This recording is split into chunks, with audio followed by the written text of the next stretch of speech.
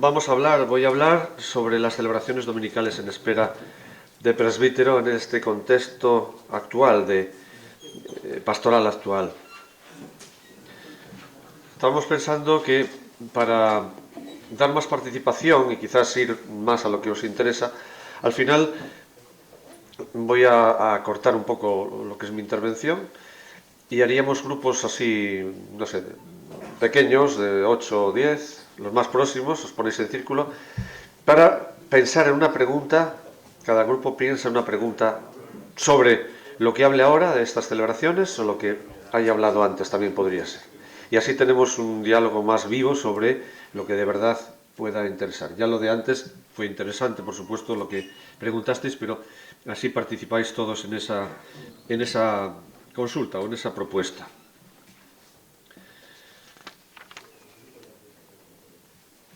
La importancia del Día del Señor es para los cristianos decisiva.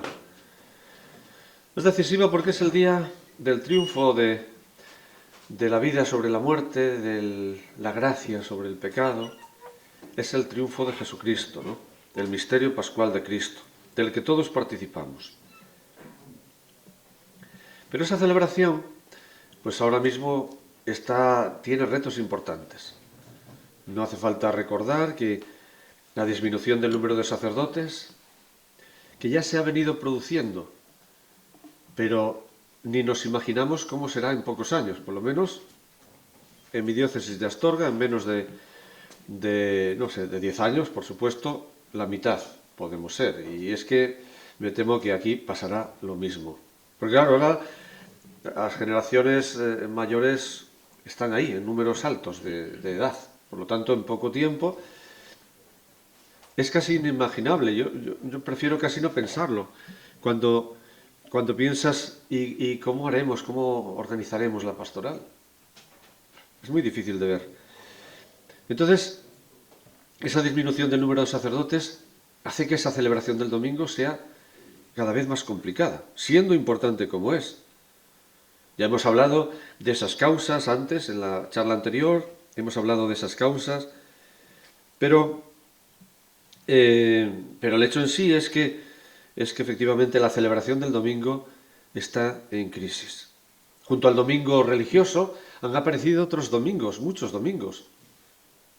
Para la mayoría de la gente es el día de no hacer nada. Para otros es el día de correr. Correr con la bici, correr a pie, pero el domingo el mundo parece que se acelera, cuando en realidad parece que tendría que suavizarse, relajarse, ¿no? Se acelera más todavía, corriendo todo el mundo. Bueno, hay muchos domingos. El mundo del ocio y del consumo que decía antes ha entrado en liza y ha cambiado muchas cosas. Pero la celebración religiosa, frente a esas otras celebraciones que pululan, que se generalizan, ha ido en declive. Y esto tiene consecuencias serias. Juan Pablo II decía: cuando el domingo pierde el significado originario y se reduce a un puro fin de semana, puede suceder que el hombre quede encerrado en un horizonte tan restringido que no le permite ya ver el cielo. Entonces, aunque vestido de fiesta, interiormente es incapaz de hacer fiesta. Efectivamente, las consecuencias son importantes. Pues hay que buscar soluciones. Tenemos que buscar soluciones.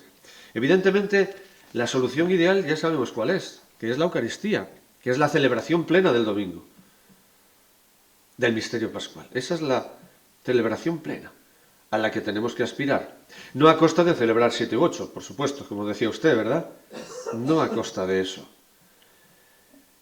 ¿Por qué? Pues porque realmente eso conduce a que uno se convierta en una máquina y se desfonde, caiga en la rutina. Muy difícilmente alguien que celebre sistemáticamente 7 u 8 misas puede mantener el tono interior de celebración, acompañar la palabra con el sentimiento, con la vivencia interior. Muy difícil.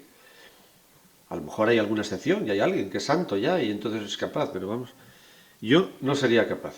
Entonces, no a costa de hacer eso, sino de alguna manera racional que se pueda pues celebrar efectivamente el Día del Señor. Ese domingo, o la celebración del domingo, es una celebración típicamente cristiana. Ya sabemos que los musulmanes celebran el viernes, que los judíos celebran el sábado, y los primeros cristianos que procedían del judaísmo, para ellos hubiera sido muy difícil sustituir la celebración del sábado por la del domingo, si no hubiera sucedido el hecho objetivo, real, de la resurrección del Señor. Es una celebración típicamente cristiana. Y como acabo de decir, su celebración plena es a través de la Eucaristía, pero cuando no se puede, aquí es donde vendría esta posibilidad de hacer otras celebraciones. Porque no podemos quedar paralizados. Si tan importante es, pues habrá que buscar algún tipo de celebración para que los cristianos revivan su fe, la alimenten. Ya en el año 1974, el cardenal Knox, prefecto de la Congregación para el Culto Divino, hablaba de otro tipo de celebraciones sustitutorias de la Eucaristía e insistía en que es deber de los obispos, sobre todo de los que tienen pocos sacerdotes, el cuidar que queden bien atendidas espiritualmente sus comunidades. Añadía que a menudo no se hace nada y poco a poco puede perderse la fe. Poco a poco puede perderse la fe. Sí, hay gente, yo cuando hablo de estas celebraciones, no estoy dogmatizando diciendo que son insustituibles, que hay que hacerlo. De hecho, hay obispos que no son partidarios y que dicen no, hay Eucaristías y el que quiera que se mueva y el que no vaya. Esto es un razonamiento que hacen algunos. Por eso digo que yo no lo digo como una verdad absoluta, pero yo trato de razonar de que son convenientes, por lo que acabo de decir y otras cosas que diré después. Y yo normalmente cuando dicen eso, digo, bueno, es cierto que cuando la gente no se mueve es que tienen un poco de anemia espiritual, no tienen mucho interés, no tienen mucho hambre de celebración y de Dios. Pero si a un anémico no le das algo, aunque sea una papilla, se va a morir de hambre. Bueno, lo digo a propósito de estas palabras del cardenal Knox. Dice, a menudo no se hace nada y poco a poco puede perderse la fe. Para evitarlo, no debemos ignorar que la primacía de la presencia de Dios en la Eucaristía no excluye ni minusvalora otro tipo de presencias. Presencias que el que celebra pues encuentra y vive. Y es la palabra de Dios. Decimos que es palabra de Dios y que Dios se hace presente en ella. Pues es así. La palabra de Dios, la asamblea reunida, ya Jesús había dicho, donde 2 o 3 están reunidos en mi nombre, allí estoy yo en medio de ellos. Así que estos elementos y otros que voy a decir están presentes en estas celebraciones que deben ser promovidas. Son celebraciones, reuniones de la Iglesia, donde se anuncia y se realiza la salvación de los hombres a través de la palabra de Dios y de los diversos signos de su presencia y acción. Cuando la ausencia del sacerdote no permite la celebración de la Eucaristía, es esencial que los fieles se reúnan en asambleas litúrgicas para que, aun en ausencia del sacerdote, puedan celebrar el domingo, nutriendo su fe y activando su vida misionera para ser dignos de una iglesia viva. El domingo es un día de grandes riquezas. En primer lugar, las vamos a descubrir recordando los nombres que se le han dedicado. En primer lugar, algunos nombres hacen referencia a Jesucristo. Por ejemplo, la misma palabra domingo, dies dominica, el día señorial, el domingo. El Nuevo Testamento solo califica como señorial a este día, porque solo Jesucristo es el Kyrios, el Señor. Ese nombre, por lo tanto, hace referencia a Cristo, domingo. También se le ha llamado el primer día de la semana. El primer día de la semana porque, efectivamente, para el judío el sábado era el último, primer día era el domingo. Podríamos decir que, aunque los relatos evangélicos suelen mostrar poco interés en las precisiones cronológicas, es relevante que coincidan en señalar el primer día de la semana como fecha de la resurrección del Señor y de las primeras apariciones. Reunir la asamblea en ese día supone mantener viva en la memoria esta novedad, decisiva en la vida de todo creyente. Se le ha llamado también octavo día, es decir, el primer día que sucede a la semana. Se trata del día nuevo, fuera del tiempo del mundo, introduciendo así la dimensión escatológica. Finalmente se le ha llamado el día del sol. Cada día de la semana llevaba el nombre de un planeta en la cultura romana. Como solo se conocían 5, se completaban los 7 con el sol y la luna. Al ser el día del sol el que iniciaba el ciclo, se le identificó con el primero de la semana. Y por otra parte también el sol de justicia, el sol que nace de lo alto, pues se identifica con Jesucristo. Otros nombres hacen referencia a la Iglesia. Se le llama Día de la Asamblea, símbolo de la Iglesia del Señor, Día de la Eucaristía, Día de la Solidaridad, porque era el día en que, podríamos decir, se pasaba la cesta, en el sentido de ayudar a los pobres. En el libro de los Hechos aparece claramente. Bueno, son nombres que se refieren o hacen referencia a la Iglesia. También al Espíritu Santo. Fue San Juan Pablo II el que le llamó Día del Fuego, porque en un domingo, 50 días después de la resurrección, vino el Espíritu Santo, descendió sobre ellos. Por eso San Juan Pablo II le llamaba también Día del Fuego, en referencia al Espíritu Santo. Y bueno, otros nombres hacen referencia al hombre, cuando se habla del Día de la Alegría, de la liberación del trabajo, día, ocasión para cultivar la vida familiar, social, cultural y religiosa. Las celebraciones dominicales.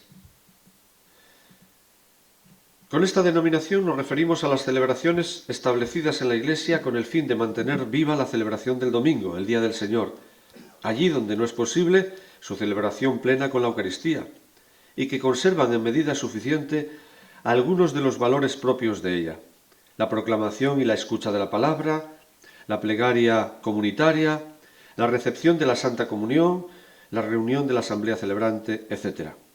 Estas celebraciones se remontan a los años anteriores al Concilio Vaticano II. Su implantación se inició en los países de misión y en América Latina a causa, como no podía ser menos, de la escasez de sacerdotes.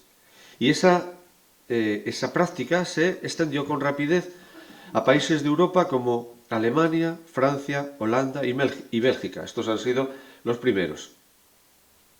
Estas celebraciones admiten muchas formas.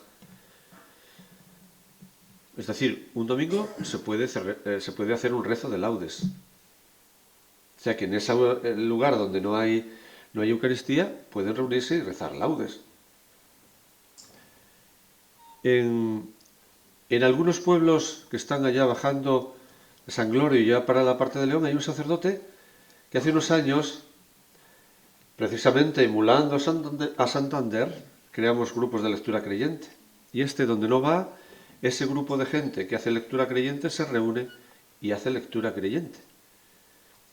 Bueno, llámale como quieras, no es propiamente una celebración, pero es un encuentro con la palabra. O sea, que no quiere decir que haya solo una forma, o haces una novena, o rezas el rosario, o en Cuaresma un Vía Crucis. Pero la forma mejor es lo que llamamos celebraciones propiamente, tiene la estructura de una celebración de la palabra y al final suele distribuirse la Sagrada Eucaristía. Esto está un poco en revisión, esto de distribuir la Eucaristía, porque en la visita ad limina, precisamente la congregación del culto, el secretario nos dejó un poco helados, a mí por lo menos, porque habló de este tema.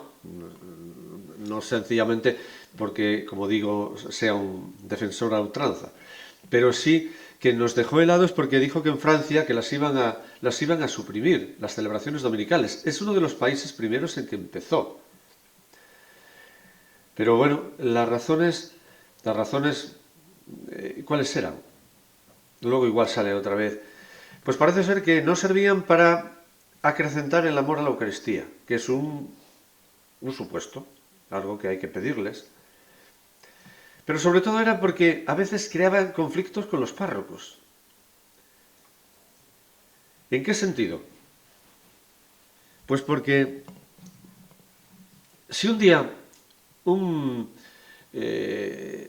un párroco a lo mejor está más libre y puede hacer una celebración, o sea, puede celebrar la Eucaristía en un sitio que estaba programado, la celebración de la palabra, le parece que si va y celebra la Eucaristía, hace de menos a ese laico que iba a hacerlo. Pero son cosas parecen simples, ¿verdad? Pues no. O sea, ahí se ha visto que en realidad no ha unido a la Iglesia, sino que ha fragmentado. Ha minusvalorado el ministerio del sacerdote y de rebote de la Eucaristía. Claro, ¿por qué ha pasado? Pues porque ha fallado, alguna cosa ha fallado. Por eso yo ante estas situaciones que digo, lo que hay que hacer es hacer las cosas bien. Hacer las cosas bien. No puedes poner a un celebrante que lo que va a utilizar es eso para hacer ideología. Por ejemplo, ha habido una entrevista, ha salido hace poco una entrevista de una señora, una laica, de una diócesis catalana, donde hablaba de que era un signo del empoderamiento de la mujer. Y se permitía pues decir cosas como, por ejemplo, que vamos camino hacia un sacerdocio femenino, cosas de estas. Es decir, ella está utilizando algo que hace para hacer su propaganda. Pero eso no es justo, utilizar una celebración para tus intereses.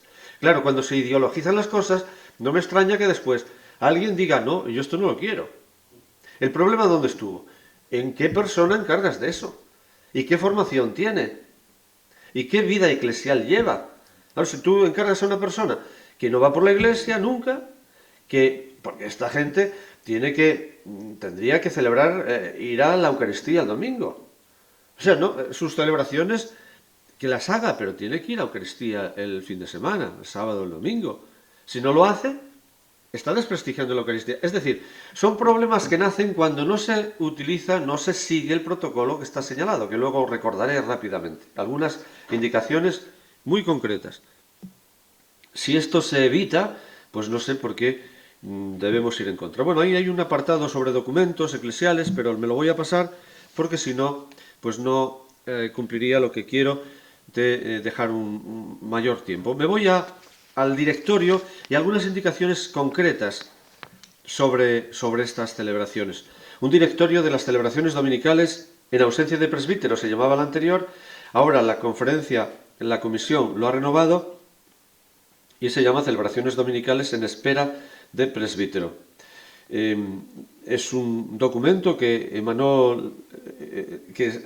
publicó la Sagrada Congregación para el Culto Divino en el año 1988.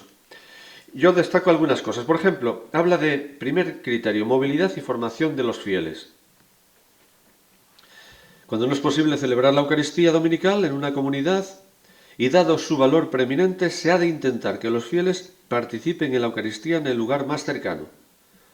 Esto no tiene por qué discutirse. Es decir, hay que intentar que vayan a donde se celebra la Eucaristía.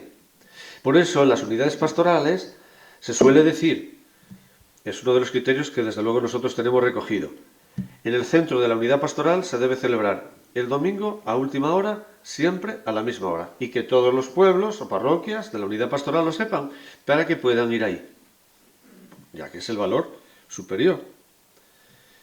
Pero esto requiere que los fieles estén rectamente instruidos sobre el sentido de la asamblea dominical y se adapten de buen ánimo a las nuevas situaciones. Segundo, estas celebraciones tienen carácter de suplencia. Los fieles han de percibir con claridad que estas celebraciones tienen ese carácter de suplencia y no son la mejor solución. Por ello no han de tener lugar allí donde se ha celebrado la misa en la tarde del sábado. Y en este sentido, como acabo de decir, es de gran testimonio que las personas que hacen estas celebraciones, los moderadores, ellos mismos vayan a la Eucaristía en el fin de semana. Tercero, deben motivar y formar para la Eucaristía, evitando toda confusión entre estas asambleas y la asamblea eucarística. Precisamente por este motivo, los franceses ahora están pensando en mantenerlas, supongo que porque ha resultado chocante lo que habían decidido, pero no dar la comunión. Objetivo es que no se confunda con la Eucaristía, entonces sería una celebración de la palabra. Pero deben evitar o deben motivar, como digo, y formar para la Eucaristía. Cuarto, deben evitar la minusvaloración del sacerdocio y del sacerdote. Claro, tienen que saber que para que haya Eucaristía debe haber sacerdote. Entre nosotros esto está bastante claro, pero no en todos los sitios está. Y después del concilio tampoco, ¿verdad? Porque pensaban que el sacerdote era un ministerio dentro de la comunidad, que la comunidad distribuye ministerios. A este le encarga de ser sacerdote, al otro de llevar la economía. Claro, si es la comunidad la autogestionaria, pero no es esto. En una sana teología del sacerdocio eso no es así, ¿no? El sacerdocio es una llamada de Dios y es un carisma que nos da inmerecidamente, pero a algunos, no a todos, cada uno a lo suyo. Entonces hay que ayudarles a comprender esto. Para evitar esa minusvaloración del sacerdocio y del sacerdote, hay también algunas indicaciones que se pueden hacer. Por ejemplo, que la Eucaristía o el pan eucarístico, el pan consagrado, que se da de comulgar en esas celebraciones, lo hubiera consagrado el sacerdote a primera hora de la mañana. Esto tiene todos sus inconvenientes, por supuesto, pero es una de las indicaciones que se pueden hacer. Otra, que se hable del sacerdote en algún momento, se diga, nosotros nos reunimos aquí, nuestro párroco, vuestro párroco en este momento está celebrando en tal lugar.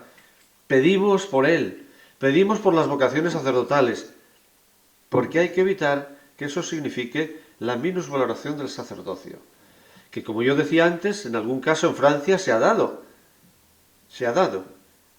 De tal modo que, bueno, y entre nosotros, ¿quién no ha dicho o ha oído alguna vez decir que la misa de la monja pues le gusta más que la misa del cura, ¿verdad? Por ejemplo. Bueno, me contaban el otro día una anécdota de don Jesús aquí en Oviedo, que fue a un pueblo y por lo visto estaba en el planning, que era una celebración de la palabra, en visita pastoral. Y entonces dijo, bueno, yo vengo a hacer una celebración en ausencia de presbítero. ¿Verdad? Es así, me parece que lo cuenta así. Hizo una celebración en ausencia de presbítero. Bueno, esto es una anécdota, pero que tiene que ver con eso de que a veces puede parecer que minusvaloramos el papel del laico si tenemos Eucaristía, pero tiene que tener claro el laico de que la Eucaristía es la acción litúrgica por excelencia y superior, ¿no? Condiciones que debe cumplir y hacer cumplir el obispo. Oído el consejo presbiteral, el obispo puede establecer estas celebraciones, o sea que debe el consejo presbiteral pronunciarse y decretar que se pueden establecer estas celebraciones. Hay que dar normas generales y particulares para ello. Por lo tanto, no se deben organizar estas asambleas sin la convocatoria del obispo y sin el ministerio pastoral del párroco. Es decir, no se pueden hacer de espaldas al párroco, solo faltaba. Con esto no es que se quiera cerrar la mano y decir es que no se mueva nadie. No, es que se quiere destacar que es una celebración reconocida. Yo esto en León, que lo trabajé mucho, pues los que hacían las celebraciones me pedían un carnet. Y yo al principio no lo entendía, porque no lo valoraba. Decía, pero ¿para qué necesitan un carnet? ¿Para qué necesitan un papel mío? Decían, es que si voy allí y yo presento esto, estoy diciendo, yo no soy un chiquilicuatre que viene aquí. Porque si no la gente cree que se le ocurrió un día, bueno, pues yo voy allí, voy a hacer una celebración. No, va a una celebración pero enviado por el obispo. Y por lo tanto él se siente avalado por la diócesis y para él eso es importante. Por lo tanto no se pueden establecer sin esa aprobación. Se oye el consejo de pastoral y el obispo lo establece. Y lógicamente dando algunas normas, ¿no? Una de las cosas que nos pide previamente es que examinemos la posibilidad de recurrir a presbíteros, incluso a religiosos, para ello. Esto tiene su importancia. Y separa uno un poco, porque a veces sucede eso de que la gente de los pueblos nos ven con celebrar a muchos y dicen, anda, porque les dices, es que no hay curas. Dice, ¿cómo que no hay curas? El otro día vi yo una misa televisada y había allí un montón de curas. La experiencia me dice que solo hay una razón que les convence, y es que son mayores y que si conducen no se responsabiliza. Si ustedes se responsabilizan, nunca, a mí nunca ya me volvieron a argumentar. Pero sí, hay que llegar a ese punto, decir, bueno, es que son mayores. Tienen también derecho a descansar y además ya no pueden conducir porque son un riesgo. Por cierto, yo creo que tenemos ángeles de la guarda por todos lados, porque yo he subido al coche de alguno que, madre mía, qué miedo pasé. Sí, pero bueno, tenemos ángeles de la guarda, gracias a Dios. Bueno, eso hay que estudiarlo, a ver la posibilidad. Dicho esto, irónicamente, también tenemos que pensar que a veces se podría hacer más. Se podría hacer más. Pero en el momento que entramos en la ciudad ya el mundo rural a veces lo olvidamos, ¿eh? Yo creo que es bueno. A mí me han dado mucho ejemplo sacerdotes mayores, ¿eh? Porque yo siendo vicario de pastoral, incluso vicario general, me ayudaba mucho los sacerdotes mayores. Y a veces cogía varios, iba dejando, iban y felices. Es bueno eso. Es decir, ver la posibilidad de que los sacerdotes, porque además yo pienso sobre todo en los que están jubilados y todavía no están mal del todo, pues es una forma de hacer bien y de mantenerse vivos. Por eso se dice, antes piensen a ver si podemos recurrir a presbíteros incluso religiosos. Incluso, este es otro dato también tremendo, no sé cuántas misas se celebran aquí en Santander el fin de semana, pero yo sé en León hace ya años, pero no sé si habrán disminuido mucho, porque esto no suele disminuir, eran en torno a 100. En una ciudad, un fin de semana. Es que es tremendo. Es que es tremendo. Es que tenemos misas por todos los lados y a veces son para 4 personas. Entonces, este es otro dato que hay que tener en cuenta. Y tenéis que pensarlo. Porque a lo mejor se pueden reducir. Bueno, ahí en León, por ejemplo, en el verano sí se reducen, porque la gente se marcha a los pueblos y necesariamente reduces. Pero claro, aquí en el verano tenéis mucha gente. Y en el invierno creo que también. Bueno, pero igual hay que pensar esto. Tenemos las suficientes. Si se funciona en ese sentido de red, como decía antes, pues es posible pensar un poco en los demás y a lo mejor reducirlas. El párroco, ¿qué tiene que hacer? Pues si ve la posibilidad o la necesidad de establecerlas, tiene que pedírselo también al señor obispo para que pueda proceder. Pero sobre todo para que pueda formar. Mirad, sucede a veces que un sacerdote, y esto con mucha frecuencia, tiene una serie de parroquias, le viene una enfermedad, o el COVID, no quiero decir que haya pasado, no lo sé, y de repente no puede celebrar y tiene una persona, dice, hombre, este lo puede hacer, que es muy bueno y tal, y va y hace una celebración. No podemos actuar así, porque la gente tiene que saber antes qué es eso. Si no es cuando viene lo de la confusión, la misa de la monja. Eso pasa por no haber formado, para saber distinguir qué es una Eucaristía y qué es una celebración de la palabra. Por eso, antes de empezar hay que formar. Bien, hay que luego visitar entre semana, como le decía. El primero en ser elegido debe ser el diácono, pero luego también personas de confianza. Ya hemos dicho el perfil. Tienen que ser personas de fe profunda, personas de iglesia, personas que tengan también cierto prestigio entre la gente. Por ejemplo, en el mismo pueblo del que eres no es conveniente. Esto también lo dice la experiencia. ¿Por qué? Porque a lo mejor tú eres muy bueno, pero tu familia tiene un problema y no van. Esto ha pasado en algunas parroquias, que yo sé que cuando iba el laico, iba la mitad del pueblo, porque la otra mitad estaba peleada con su familia. Bueno, conviene que sean pueblos cercanos, porque además tiene otra ventaja, y es que luego puede colaborar en otro tipo de pastoral.